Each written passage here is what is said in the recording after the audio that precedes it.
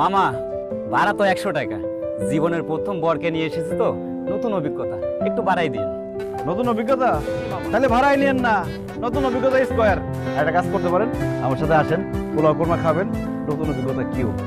তাছাড়া বরযাত্রী নিয়ে আসি নাই তো, একলা একলা ফিলিং লোনলি। চলেন।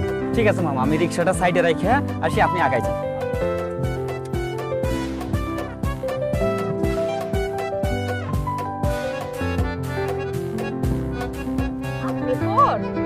কেন, আমার গেট আপ দেখে কি আমার বড় মনে হইতেছে না? না, গেটআপ দেখে তো বোঝা যাচ্ছে, কিন্তু আপনি একা কেন সেটা আমি বুঝতে পারতেছি না। বরযাত্রী কই? বরযাত্রী লাগবে? এই যে আমি বর, আর রিক্সার যাত্রী হয়ে আসছি। হয়ে গেল বরযাত্রী, আমি একা আসি নাই। এই যে রিক্সাওয়ালা মামা, আসেন। এই যে হয়ে গেলাম বরযাত্রী। একদম ঠিক। তা শালা শালিরা দোলাভাইয়ের কাছে কত টাকা চাও? কত টাকা পেলে তোমরা গেটটা ছেড়ে দিবা বলো?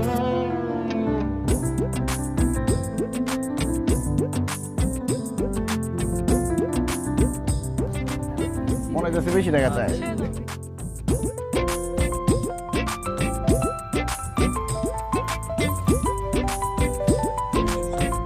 আসেন দুলাভাই, আসেন। কি ব্যাপার, তিস্তা ব্যারেজের মতো না চাইতেই তোমরা গেটটা ছেড়ে দিলা? করো নাকি? টাকা নিব না? আমরা আপনার থেকে টাকা নিতে পারবো না ভাইয়া। কেন টাকা নিব না? কেন টাকা ছাড়াই যেতে দিবা? জি দুলাভাই, আমরা আপনার কাছ থেকে কিভাবে টাকা নেই? আজকে আপনার বিয়ের দিন, আপনার সাথে আসার মতো কোনো আপন মানুষ নাই। এরকম অসহায় লোকের কাছ থেকে আমরা কিভাবে নেই? আপনি এমনি আসেন। আপনার অসহায়ত্ব দেখে আমাদের ইচ্ছে করছে আপনাকে কিছু।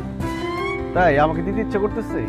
ঠিক আছে, তাহলে যার কাছে যা আছে মুক্ত হস্তে এই অসহায় বরকে দান করুন।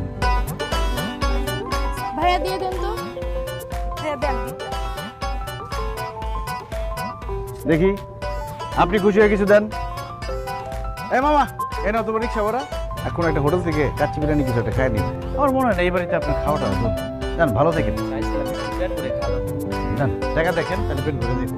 শালা শালিরা, তোমার দুলা ভাই আসছে, বাজনা বাজাও।